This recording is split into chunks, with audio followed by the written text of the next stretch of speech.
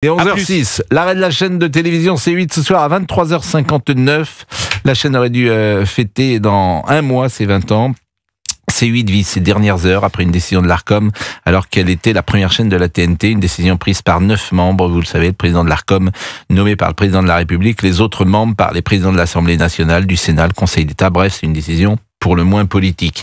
Mais après, on nous dit que ce n'est pas une décision politique et on retiendra que la gauche, les syndicats, la Macronie, personne n'a pris la parole. Il y a eu des adieux déchirants comme ceux de notre camarade d'Europe 1, William Lémergie, hier. Est-ce qu'on peut l'écouter, William Lémergie? Au revoir mes enfants. Wow. Alors, c'est le moment de se dire au revoir. Je précise qu'il n'y a pas de bonne compagnie qui se quitte. Donc, on va tout faire pour se retrouver un jour. Vous et nous tous. Et je vous dis pas à demain. Je vous dis à bientôt. Merci de nous avoir si souvent reçus. Et je vous dis comme chaque jour, bon après-midi. Donnez-moi vos mains. On vous aime, William. Voilà. Il n'y a plus personne? Bon. Eh ben, j'éteins. Il éteint et surtout c'est les téléspectateurs qui évidemment sont les premières victimes puisque ils ne pourront pas voir cette émission qui avait trouvé son public, 500 ou 600 000 personnes tous les jours à l'heure du déjeuner. Écoutez Gérald Brice-Viret, directeur général de Canal+ France, invité ce matin de l'émission Culture Média sur Europe 1. On le vit d'abord très mal et c'est pour ça qu'on a décidé de le faire en 2 fois. C'est-à-dire que hier, c'était la dernière soirée véritable de C8, d'ailleurs première chaîne nationale, 10% d'audience sur toute la journée. On est juste derrière TF1 et France 2. Il y a une appétence folle pour le public. Il y a plus de 35 millions de Français qui étaient hier devant C8 et on était première chaîne sur les 25-49 et Cyril, avec toutes ses équipes, a réuni près de 4 millions de personnes hier soir. C'était un grand moment d'émotion et on voulait le faire hier soir parce que ce soir, nous voulions fêter le cinéma français dont nous sommes partenaires et on s'est dit, il faut pas que ça soit face à face, il faut que ça soit l'un après l'autre. Et on s'est réunis avec Maxime Saada, on a parlé avec Cyril Hanouna, Franck Apieto, et on a décidé de faire vraiment 2 journées. C'est extraordinaire quand même, tous ces gens qui se réclament du public et qui veulent être populaires et qui parlent, quand on fait de la politique, on parle aux gens. Je le répète, aucune personnalité de gauche ou de la Macronie n'a pris la parole. Hier, C8, et c'est quand même un témoignage très fort, 10% de part d'audience. Donc les gens qui ont écouté, par définition, on peut dire qu'ils soutiennent cette chaîne. Pas autrement, ils ne l'écouteraient pas, ils ne viendraient pas écouter Cyril Hanouna. Écoutons de nouveau Gérald Brice-Viret qui était donc l'invité de Thomas Hill. Et nous étions certains, en tout cas, d'avoir un très bon dossier et le Conseil d'État a balayé nos arguments. D'ailleurs, la personne qui a rapporté, ça s'appelle un rapporteur, a toujours été contre C8 à chaque fois j'ai été d'ailleurs très étonné qu'en droit, on peut choisir un rapporteur qui a toujours été contre C8, au moins sur 8 dossiers, et qui viennent encore être contre C8. J'ai trouvé ça très bizarre. Et franchement, ça a été un supplice chinois pour les équipes, pour toutes les équipes de Canal+. Parce que je peux vous dire qu'il n'y a pas une collaboratrice, un collaborateur qui n'a pas été touché, qui n'est pas touché par l'arrêt de cette chaîne. Et qui, pour vous, est responsable justement de l'arrêt de cette chaîne, Gérald Brice-Viret? Je pense qu'il y a une folie collective, et je pense que il y a eu une faille entre l'Arcom et les Français, et je pense que pourtant nous avions apporté toutes les garanties à l'Arcom pour sécuriser l'antenne, et puis nous étions dans un nouveau dossier, nous avons payé toutes les amendes, c'est-à-dire qu'on peut pas être en droit français 2 fois condamné. Gérald Brice-Viret, sur le gendarme de l'audiovisuel. 2 chaînes qui se sont battues et qui ont tout fait pour que la TNT existe, disparaissent en même temps. Et je trouve ça complètement fou. Et je trouve que on dit le gendarme de l'audiovisuel, ça veut dire ce que ça veut dire, mais là, le gendarme de l'audiovisuel s'est transformé en bourreau de l'audiovisuel, et c'est la première fois dans notre pays.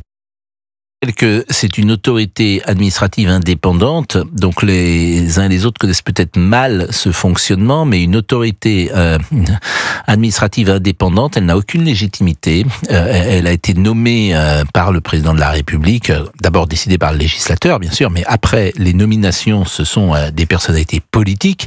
Et ces gens-là ont le droit de vie et de mort sur une chaîne de télévision. On pourrait imaginer que ce soit les tribunaux qui décident, les tribunaux civils, s'il y a un souci. Et je prends l'exemple de l'amende qui avait été décidée par l'Arcom, amende de 3,5 millions d'euros lorsque Cyril Hanouna était entré en conflit avec le député Louis Boyard. Il l'avait traité, je crois, d'abruti. Il avait été condamné à 3,5 millions d'euros par l'Arcom, qui a un pouvoir discrétionnel, alors qu'un tribunal civil, pour les mêmes faits, a condamné Cyril Hanouna à 4 000 euros.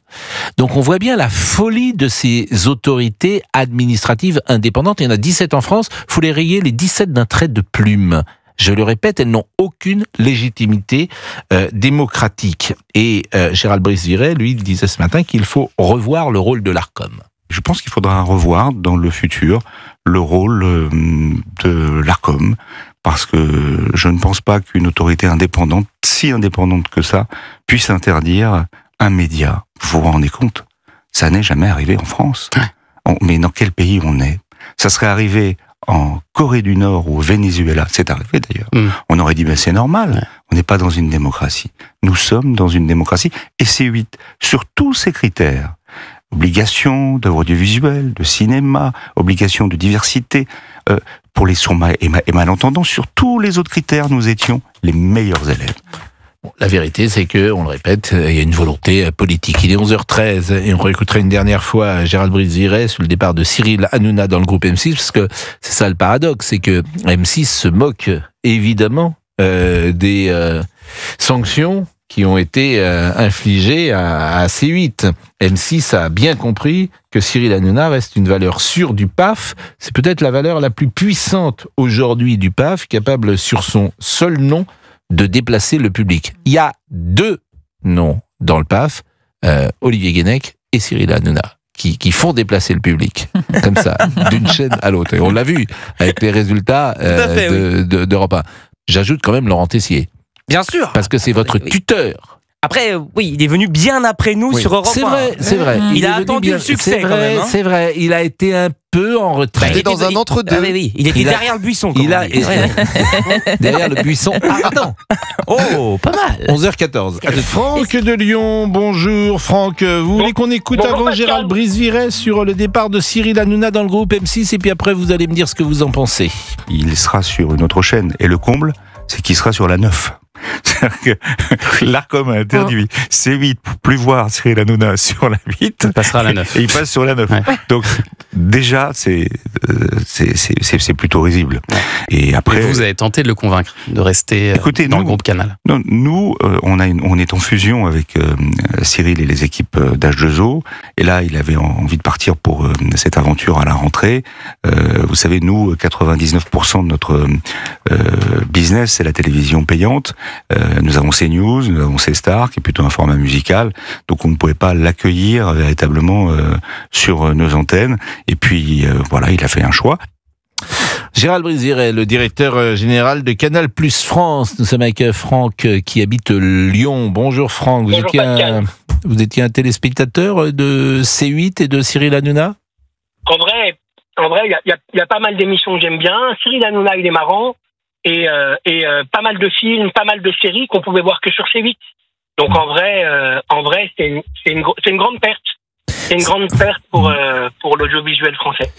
Mais oui, en tout cas pour le public. Mais ne vous trompez pas, les gens qui nous dirigent vous méprisent, Franck. Fondamentalement, j'ai entendu aujourd'hui des gens comme Attali, tout ça, ils vous méprisent, ils méprisent le peuple. Je vais vous dire une chose. Voilà, ils s'en servent, ils font croire ils pensent à la société, mais au fond, ils n'ont que du mépris pour les gens qui regardent des émissions qu'eux ne regardent pas, d'ailleurs, parce qu'ils sont peut-être plus intelligents et plus cultivés que d'autres, hein. Ça c'est très possible.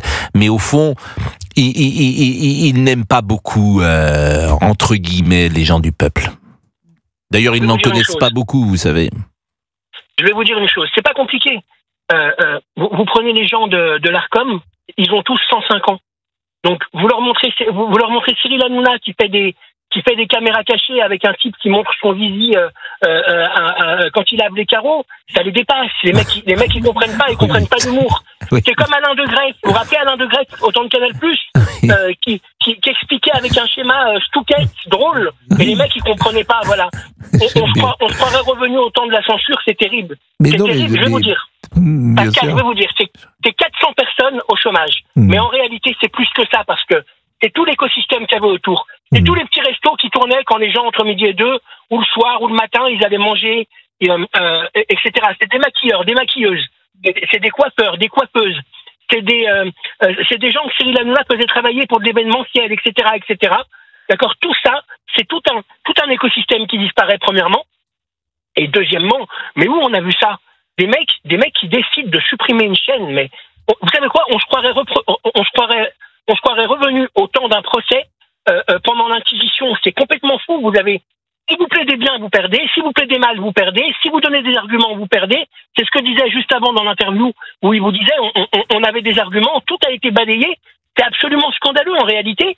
C'est scandaleux. Et tous les artistes, les bien-pensants, les mecs qui sont les premiers à donner leur avis sur tout et à avoir un avis sur tout, ces gens-là, on les entend pas. Les hommes politiques, à part certaines exceptions, certains courageux, on les entend pas. Et en réalité, c'est les gens ne se rendent pas compte à quel point c'est le début. Ils vont commencer par une chaîne de télé, et derrière ils vont nous dire non. Mais écoutez, en 2027, il y aura un choix, et les Français feront un choix. Et ils auront, voilà, ils feront un choix, et puis après, ça les regardera. Bon, j'irai pas jusqu'à dire qu'on est sous la période de l'Inquisition, évidemment. Mais en revanche, ce qui est vrai, c'est qu'il y a une volonté Pascal, Oui. Pascal, je peux vous poser une question? Je vous en prie. Je peux vous poser une question? Je vous en prie. Un mec comme Michel Apathy, comme Jean-Michel Apathy, d'accord? Je sais plus qui a dit la vieillesse c'est un naufrage. Il n'a pas attendu d'être vieux, lui, pour sombrer. D'accord? Un mec comme Jean-Michel Apathy, d'accord? Des gens comme ça sur le service public, qui font des 1% d'audience, des 0,1% d'audience. Non, ils font pas non plus 0,1% d'audience, ça marche pas mal. Non, il y a les émissions du service public. C'est une image, mais c'est pour vous dire, ces gens-là, ils peuvent tout se permettre. Ils peuvent tout se permettre. En tout cas, votre exemple est intéressant parce qu'on parlera tout à l'heure de la Société des journalistes de RTL. Et j'ai pas envie de dire du mal d'RTL parce que Laurent Tessier est passé par RTL, Monsieur Boubouk a fait ses premières armes à RTL. Et puis on a beaucoup d'amis et ce sont des gens que j'aime bien et qui sont d'excellents journalistes. Je remarque simplement qu'ils ont hier écrit un communiqué, la Société des journalistes, où je vous épargne les 3/4 du communiqué, mais à la fin, il dit: nous répétons que les valeurs du groupe, de ces journalistes et plus largement de ses collaborateurs n'ont rien à voir avec celles précédemment véhiculées par l'émission de Cyril Hanouna chez son précédent employeur. Bon. Moi, je connais Cyril, vous le connaissez, vous l'entendez sur Europe. Je trouve que cette phrase de journaliste que je connais me paraît pas adaptée. Mais surtout, la Société des journalistes d'RTL n'a pas écrit la moindre ligne lorsque sur sa propre antenne, Monsieur Apathy a expliqué que les Français ne s'étaient pas comportés comme les nazis, puisque les nazis n'existaient pas. C'est les nazis qui se sont comportés comme les Français, et je parle évidemment de la situation en Algérie. Donc c'est toujours pareil, c'est le 2 poids, 2 mesures. Il faut aller taper sur Cyril Hanouna. Je lui souhaite d'ailleurs bonne chance à Cyril d'aller dans ce groupe-là, parce que manifestement les journalistes ne l'accueillent pas avec plaisir. Mais surtout, je trouve que leur communiqué a très peu d'arguments. Au fond, ce qu'ils disent à Cyril Hanouna, c'est qu'ils ne lui reconnaissent pas le droit de parler de politique. Voilà. Eh ben non, les journalistes ont le droit de parler de politique, mais un animateur a le droit de parler de politique, fût-il talentueux comme l'est Cyril. Et l'Arcom, qui devait sanctionner Hanouna, à l'arrivée, elle a sanctionné C8 et le groupe Canal+, puisque comme le disait très justement Monsieur Brice Viret, il va être sur la 9 et il va faire de W9 sans doute la première chaîne de la TNT. Donc vraiment, c'est carton plein pour l'Arcom. C'est vraiment, c'est une bonne opération. Et c'est un pied de nez formidable d'ailleurs à l'Arcom. Ça montre qu'M6 mais se moque complètement de l'Arcom. C'est aussi un pied de nez en cela. M6 dit l'Arcom, je ne dirai pas ce qu'elle dit, parce que vous l'avez compris, et ce n'est pas convenable de dire ça à l'antenne, mais c'est ça qu'elle dit à l'Arcom. Elle dit, moi je suis pas d'accord avec vous. Voilà. Et au contraire, je récupère Hanouna et je suis bien content pour ma chaîne. Voilà ce que dit W9 et le groupe M6 à l'Arcom. Et c'est nous, le groupe Canal+, qui effectivement sommes affaiblis. Voilà, parce que je pense qu'il est sur Europe 1 jusqu'à la fin de saison, mais après il va être, si j'ai bien compris, sur Fun Radio. Donc effectivement, Donna Vidal-Revel, qui est le directeur de la station, Constance Benquet et toute la maison Europe 1 va essayer de trouver un remplaçant à Cyril, et c'est pas simple, parce qu'il est très bon. Pascal, je peux vous poser une question? Oui. D'accord. Est-ce que vous trouvez normal que dans une démocratie normale, d'accord, on n'est pas dans une dictature. Dans une dictature, il y a une chaîne de télé qui ne plaît pas, on la fait fermer, d'accord, et personne ne dit rien, et tout le monde marche au pas, d'accord. Mais on est en France, dans une démocratie normale, ça ne doit pas arriver. C'est pas possible, c'est qu'il y a quelque chose qui ne va pas dans le pays. C'est pas possible. Au-delà du fait de fermer une chaîne, on peut pas confier à 9 sages, 9 personnes, d'accord, encore une fois, qu'on tous entre 105 et 130 ans, et qui comprennent rien, d'accord, on leur donne le droit de mettre 3,5 millions d'euros d'amende. On leur donne le droit de fermer une chaîne, de mettre 400 personnes au chômage, et encore un peu plus, parce que c'est tout un écosystème qui va disparaître, et les mecs, ils sont contents, et les mecs, ils se réjouissent. Et les mecs, ils sont contents, les mecs, ils sabrent le champagne. La seule chose qui est positive, c'est que Cyril va récupérer des gens. Il y aura sans doute pas 400 personnes au chômage, parce qu'il va récupérer des gens. Voilà, et au moins, il va récupérer des gens. Mais ce que vous dites, en fait, vous êtes dans un milieu, aujourd'hui, médiatique, un espace médiatique, et il devient très large, cet espace médiatique, avec les journalistes, les artistes, mais aussi l'espace judiciaire, Conseil d'État, Conseil constitutionnel, tribunal administratif, qui hier a empêché les travaux sur la 69, on en parlera tout à l'heure, qui penche à gauche, et qui alors pour Cyril Hanouna, qui ne veut pas qu'il ait la parole, parce que c'est un autre récit qui se met en place, et il ne veut pas entendre cet autre récit du peuple, souveraineté du peuple, il parle à tout le monde, Cyril.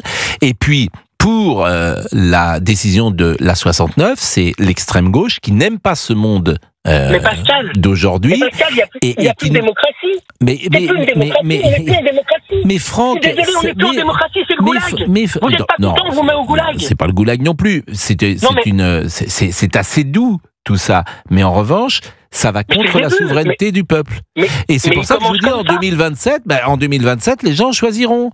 Il y a deux problèmes en France aujourd'hui, la souveraineté du peuple et la liberté du politique. La souveraineté du peuple et la liberté du politique. Souveraineté du peuple, on le voit avec la 69. La dictature des minorités.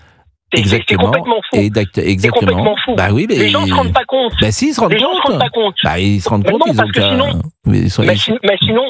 il y aurait des manifs, il y aurait des choses. Là, c'est Cyril Hanouna, on se dit, bon, allez, c'est un clown, c'est un trublion, c'est tout ce qu'on veut. Mais en réalité, il touche à quelque chose de... Alors demain, il y a quelqu'un qui va... Demain, il y a quelque chose qui va pas leur plaire, allez, on décide de fermer. Mais c'est complètement fou. S'il pouvait me fermer sur Europe 1 ou sur CNews, il le ferait. Enfin, s'il pouvait stopper notre petit échange, il le ferait. Mais ils sont médiocres, parce qu'ils sont médiocres. Jean-Michel Apathy, je suis désolé, moi je le trouve, à titre personnel, je le trouve médiocre. Bon. Voilà, je le trouve pas bon. Mais moi, ça me dérange. Mais je suis d'accord avec vous. Mais moi, je veux pas le faire taire, Jean-Michel Apathy. Voilà, je veux pas le faire taire. Moi, j'ai rien contre lui. J'ai rien contre personne en général. Bon, merci Franck. Monsieur Boubouk. Bon courage, Pascal. Il Boubouk. Ah bah oui, votre renommée, c'est comme ça qu'on vous appelle en Argentine. Ah d'accord. Tous mes points réseaux sociaux sont traduits, etc. Exactement. Vous faites un malheur du côté de Mar del Plata. Vous êtes allé à Mar del Plata? Non. À Buenos Aires? Jamais. Mais alors, vous voulez savoir la vérité? Oui. Je pense que j'ai jamais parcouru plus de 1000 kilomètres. D'accord. Faites le point Internet, on est en retard. Ah bon, d'accord. Bon, je me tais. Bon, allez, c'est parti. On a Alexis qui nous écrit: j'ai regardé le Prime hier avec Cyril Hanouna et je suis très déçu qu'il parte chez M6. Aura-t-il autant de liberté là-bas? Je me le demande.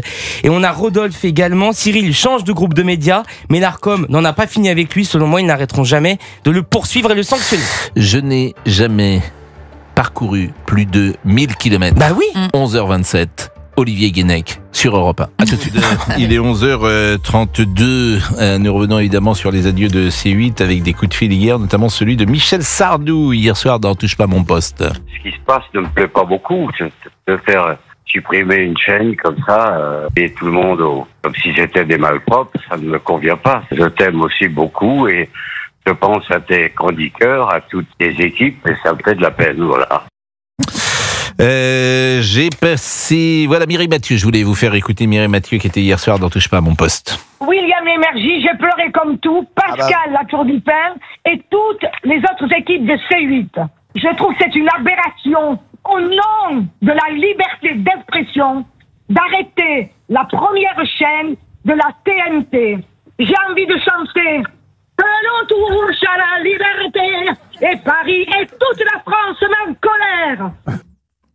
Julien Courbet, beaucoup de gens évidemment ont témoigné. Julien Courbet, Jean-Luc Reichmann, Vincent Lagaffe, c'était hier soir dans Touche pas à mon poste. Et tu vois, là j'ai des trémolos dans la voix parce que ça a été des moments mais uniques. Je tenais juste à être là par amitié pour vous, tout simplement, et pour toutes les personnes intermittents du spectacle, les CDI, tous ces techniciens qui sont là. C'était juste par solidarité. Après, voilà. Et je voulais vraiment vous dire que de tout cœur, je suis avec vous. Et il y a un truc hyper important, c'est que quoi qu'il fasse, le talent, ils ne l'effaceront pas. Merci mon Vincent, merci.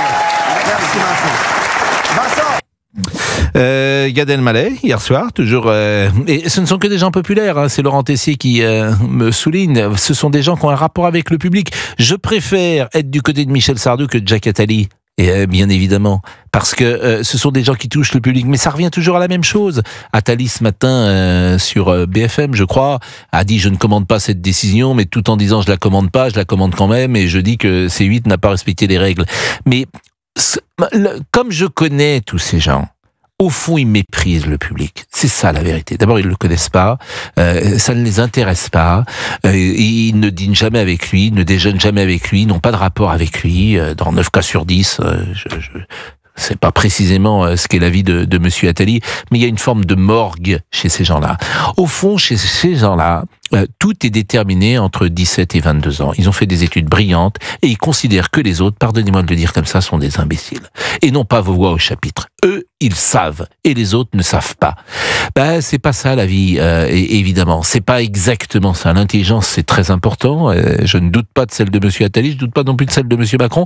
Mais les résultats, parfois, il y a d'autres intelligences, d'autres formes d'intelligence qui peuvent se mettre en place et qu'il faut écouter. Et ces gens qui sont des immenses donneurs de leçons d'humanité ne sont même pas capables parfois de bien se conduire avec les uns et les autres qu'ils croisent dans leur vie. Et notamment le public qu'ils ne connaissent pas d'ailleurs, parce qu'ils regardent jamais ces émissions-là. Comment pouvez-vous faire de la politique si vous aimez pas Louis de Funès ? C'est une vraie question que je pose là. C'est-à-dire que tu peux aimer Marcel Proust et Cyril Hanouna. Tu peux prendre du plaisir dans les deux. Tu peux avoir un plaisir de partager ensemble des émissions très populaires. C'est pour ça que ce qui nous réunit ici, c'est que effectivement on a une fibre populaire, mais on aime tout. Moi, je peux aimer de la haute littérature et je peux aimer Cyril Hanouna et prendre du plaisir à regarder son émission.